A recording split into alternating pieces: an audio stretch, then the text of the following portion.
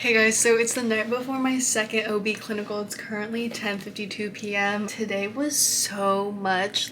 I'm so excited to get back into long form videos because I always just have so much to say. I'm currently gonna prep some overnight oats because I'm so scared of passing out, because one time, this happened like in 2019, I passed out during church because I didn't eat right. So yeah, I'm always just now worried about like making sure my sugars aren't low and I pass out. So I also bought like a bowl from Halal Shack.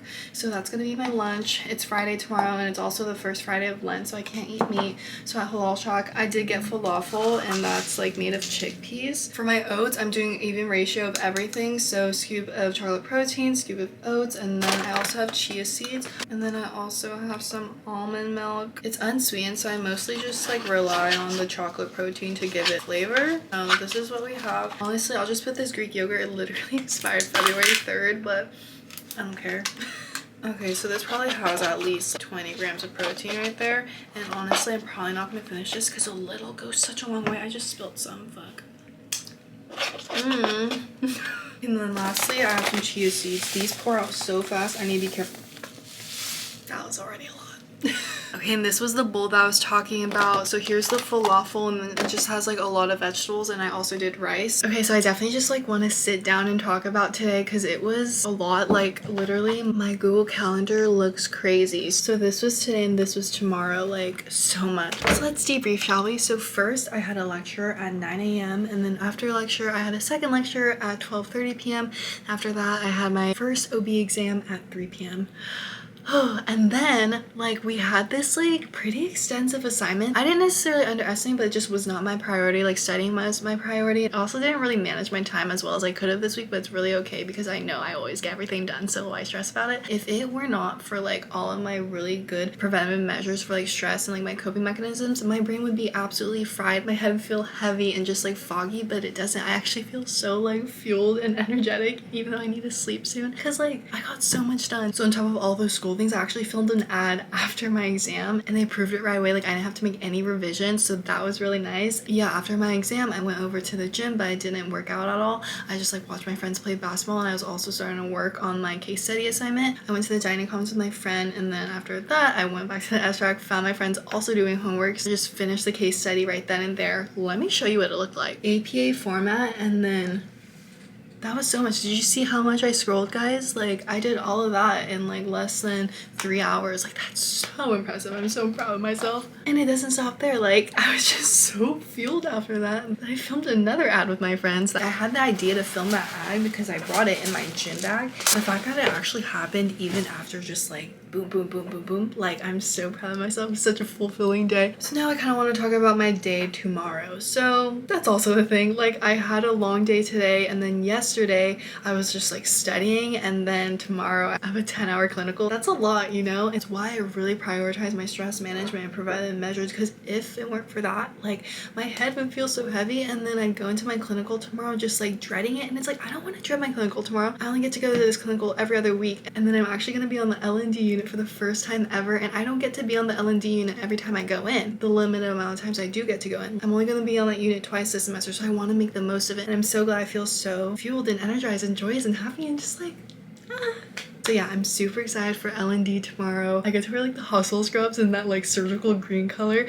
I hope I get to see something like C-section, vaginal delivery, like anything I'll take. I want to hold a mom's leg. I just want to add a new perspective to life is beautiful, because I've been saying life is beautiful. So once I get the opportunity to see life at its first moments, I can't even imagine. Like I feel like I'm gonna be sobbing, crying. Like life is so beautiful. I was thinking about other things I want to bring up about tomorrow, and I just realized I'm also presenting tomorrow. 2 people per week present in my clinical group, and I'm one of those people tomorrow, and so I need to do some final touches. And honestly, like it's 0 points. It's like clinical is a pass no pass thing, like, and all the assignments are 0 points. I put hella effort into it, actually. Like I don't want to say I put 0 point effort into it, because let me show you what my presentation looks like. So it's on breastfeeding, and like look how cute it came out. I literally love Canva so much. It makes it so easy to just put together these such cute presentations, and it looks like I put hella effort into it, like, but I really didn't. But yeah, I just need to like get my speaker notes, like what I'm gonna say about each slide, like situated. So I should probably stop talking to you guys and do that. Okay, I just got done touching up my presentation, doing the speaker notes, so I'm ready to wind down now. So I'm going to use this to help me wind down. It has lavender, vanilla, and jasmine. And even though I had a really long day, like I said, I'm like super energized by how productive my day is. And this combination actually works so well for me. And then they also have this diffuser that I'm not going to use that tonight because melatonin kind of makes me groggy when I wake up, and I'm not going to have that many hours of sleep, so I don't want to have trouble waking up. Good morning. It is, I don't even have my watch on. It is 5:55. I did end up taking a melatonin diffuser. Let me show you. I did end up taking this and it knocked me out and I don't feel groggy. So that was really good. Like my mind was racing last night. Right when I took a few hits of that, I guess, like my brain like calmed down, so that was really nice. But yeah, I woke up very easily and I feel really good, and I only got about like 6 hours of sleep. So yeah, now I'm gonna get ready. Okay, it's 6:24. I need to head out very soon, but this is all the food that I'm bringing. The halal that I talked about, some apples, my overnight oats, a Red Bull, and then some little snacks. So this is the fit today. It actually really doesn't matter what I wear today. Like if I weren't a student, like I could definitely just pull up in like whatever clothes, because I'm changing anyways into the hospital scrub clothes. And so yeah, it's raining, so I have to double up on jackets. Okay, I'm about to park. I definitely got here at like perfect timing, but like I definitely want to give myself more time next time. I ate an apple on my drive here, and then I'll probably eat a granola bar, and I should be good up until my first break, which is when I'll probably eat my overnight oats. Okay, it's currently 8:30. My nurse is on her first break pretty early, I think. The overnight oats came out really good. I might be seeing a C-section, so fingers crossed. It's noon. I'm eating my lunch. I saw a vaginal delivery. Here's my food. And look at the view. Oh my gosh. Okay, what's your favorite part of your shift so far? Okay, what's your favorite part of your shift so far? Nice. Back at my dorm apartment, it is 5:34. So basically that shift was 11 hours. And look at the view I get to come back to. Are you kidding? There's snow on the mountain. That's the first time that's ever happened that I know of, that I've ever seen from my room. I literally can't believe it. Life is literally beautiful.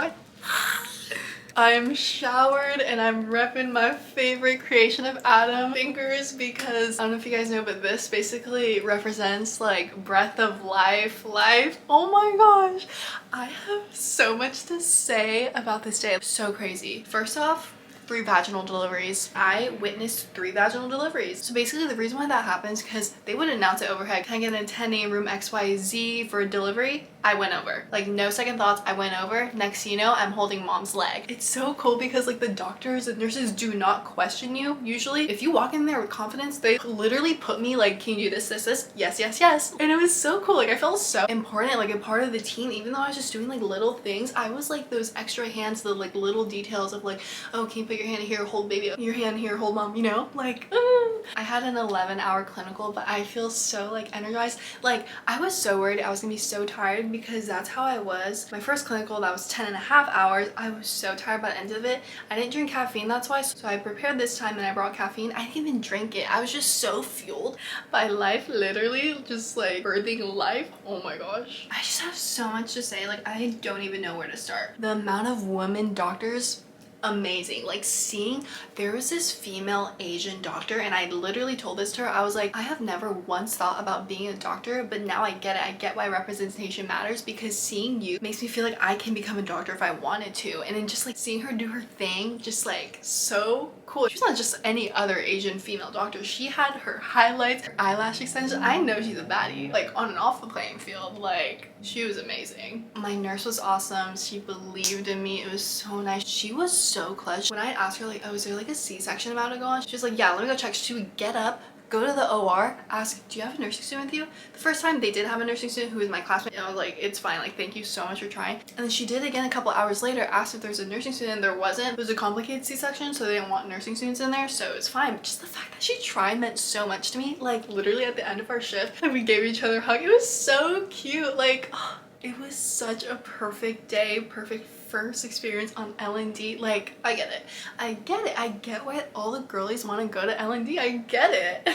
So the patient I was assigned to is literally perfect, like once again, like just perfect. She didn't give birth until the very end of the shift, and so it was like a reward. I saw 3 vaginal deliveries and hers was the last one right at the literal end of my shift, and it's like, wow, I got to take care of mom and baby that whole shift, and then there was a reward of life after. Like, that's just, I was so tearful every single time I saw the baby come out. I had to try so hard for my tears not to flow because I don't want to steal mom's moment. Like, you know, I knew I would be emotional. All of the doctors were so chill and young and women. It just felt good not being like intimidated by them, because when you're not intimidated by the doctors, you actually see that you can like build these cute relationships with them. A really cool thing about that shift was just how conversational some moments can be, let's say with the doctors, especially because they're like young women. It was so cool saying all these cute little phrases while like the delivery was happening. It's just so wholesome and so cute. Oh my gosh, this one doctor came in so clutch for me. When they announced in the morning like a baby being delivered, I had not seen anything yet. So when I went over there to go see, like there were hecka doctors outside, and like rather than me intimidated, you know, I just like